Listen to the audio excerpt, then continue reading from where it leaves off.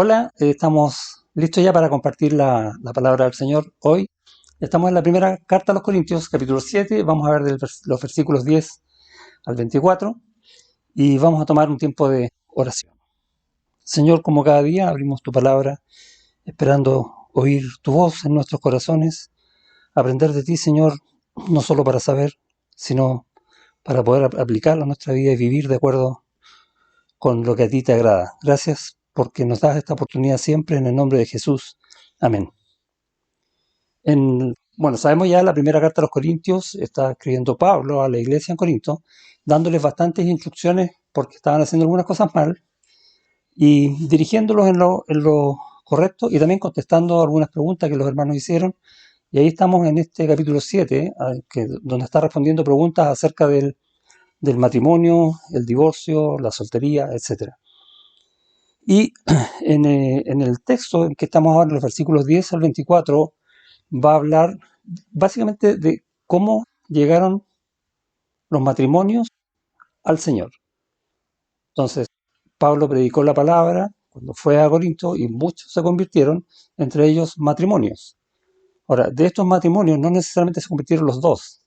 En muchas ocasiones se convirtió uno de los cónyuges. Entonces va a hablar de qué pasa en esa situación al principio de este texto. Y bueno, siempre es bueno aclarar algunos versículos. Dice en el versículo 14 o el 13, voy a leer, si una mujer tiene marido que no sea creyente y él consiente en vivir con ella, no lo abandone. Ahora, la instrucción no solo para las mujeres, se entiende también para los hombres. Si tiene una mujer que es no creyente, vale para ambos casos. Dice, porque el marido incrédulo es santificado en la mujer y la mujer incrédula en el marido. Pues de otra manera vuestros hijos serían inmundos, mientras que ahora son santos. Lo que va a decir después que si el incrédulo quiere separarse, el, entonces sí se puede separar porque el creyente no está sujeto a la servidumbre de los pecados que esté cometiendo el incrédulo en el matrimonio. Básicamente esa es la idea. Eh, ¿Por qué? Porque hay un principio mayor, que es la vida en Cristo.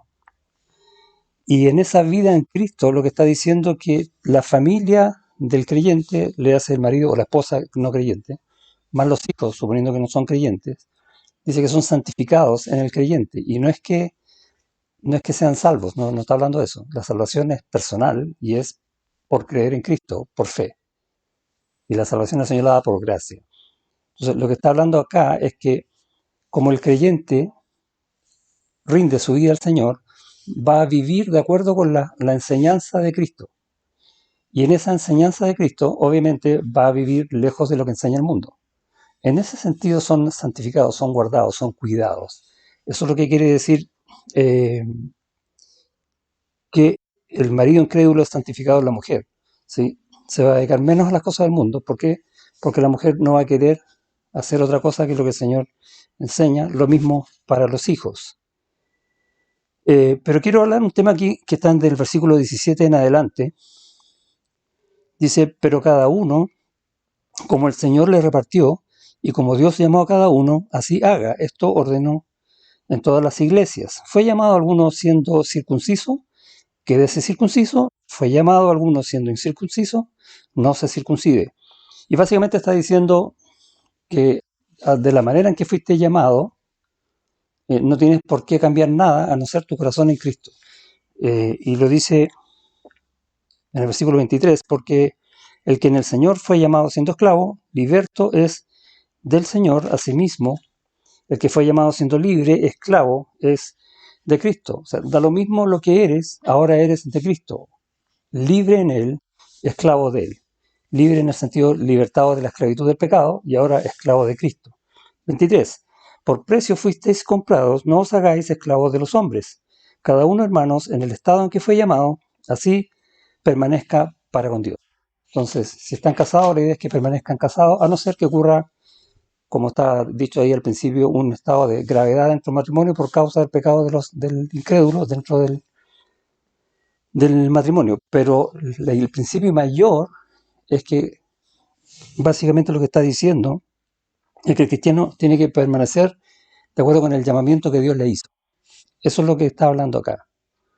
Por lo tanto, nosotros como creyentes nos debemos al Señor y debemos responder las preguntas que nos hagamos en esta vida, que Pablo es lo que está enseñando acá, de acuerdo con la enseñanza que el Señor da en las Escrituras. ¿Cuál es el punto? No en todas las Escrituras vamos a ver detalles en cuanto a algunas acciones. Por ejemplo, el caso del divorcio, que enseña la Escritura que no hay que divorciarse, que eso es pecado. Pero, ¿qué pasa si, la pregunta que hacen, ¿qué pasa si uno es creyente y el otro no? Bueno, ahí Pablo va a enseñar algo que no estaba en el principio, que no estaba enseñado antes, pero está dentro de un contexto mayor, que el cristiano se debe primero al Señor. Eh, y que la solución de estos problemas, cuando vemos que en los detalles no está escrito en la Biblia, los tenemos que buscar espiritualmente en la enseñanza del Señor, porque siempre van a haber principios mayores, y en el consejo de hermanos eh, espiritualmente maduros. Justamente Pablo está actuando como el hermano maduro que está enseñando a la iglesia. Entonces va a dar muchos consejos en este texto. Ahora, el tema es, no solo en el matrimonio, sino que en muchas situaciones vamos a tener que tomar decisiones de qué es lo que hacemos. A veces, y voy a dar un ejemplo que no necesito nada que ver, pero sí tiene que ver.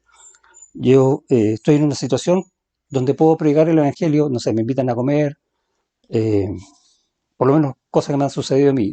Una cena de ex compañeros de curso, no hay creyentes, y yo digo, voy a predicar el Evangelio hoy. Entonces, ¿cómo lo hago? Bueno, sujeto al Señor. Esa siempre es la enseñanza, lo que está diciendo acá también.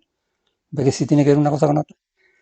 Y si es voluntad del Señor de que yo abra mi boca, Él va a permitir que así sea. Por lo tanto, voy a estar orando antes, sujeto al Señor, bajo su enseñanza, para ver qué decisión voy a tomar. Este es uno entre muchos ejemplos, que como no queremos alargar este tiempo, no voy a abundar en eso. Pero voy a nombrarles dos casos cercanos a Pablo. Uno es Timoteo y el otro es Tito, ambos griegos. Uno fue circuncidado y el otro no. Y es interesante esto porque ¿cómo fue llamado cada uno al Señor? Porque eso dice en el versículo 17, ¿no? Pero cada uno, como el Señor lo repartió, como Dios llamó a cada uno, así haga. Esto ordena a todas las iglesias. Luego dice, fue llamado a alguno siendo circunciso, quédese circunciso. Fue llamado a alguno siendo incircunciso, no se circuncide. Entonces es un principio como casi básico para enseñarnos esta verdad. Sin embargo, vemos, por ejemplo, en Gálatas, en el capítulo 2, que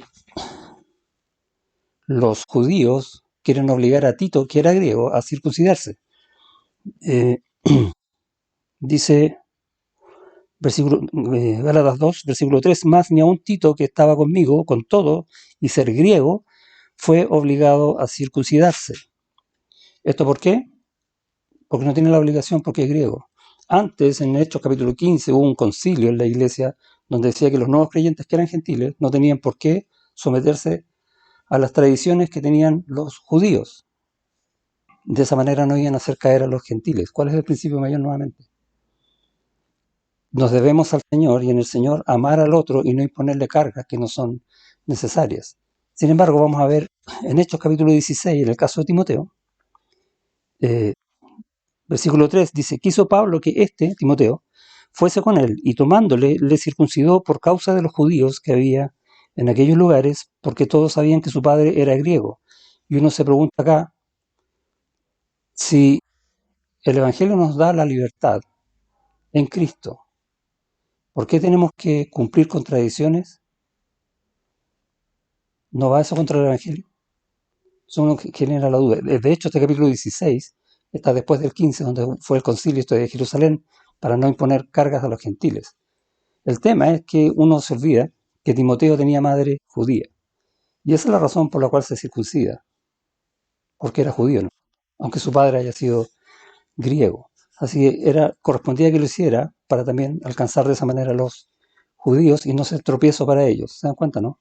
No solamente, bueno, Pablo está hablando aquí a los matrimonios, pero no solamente tenemos que enfocarnos en una cosa solamente, después en otra. No, en toda nuestra vida, en todo aspecto, hay principios generales del Señor para vivir de alguna manera que nosotros lo agrademos, de acuerdo a sus principios, orando para tomar decisiones, buscando consejo.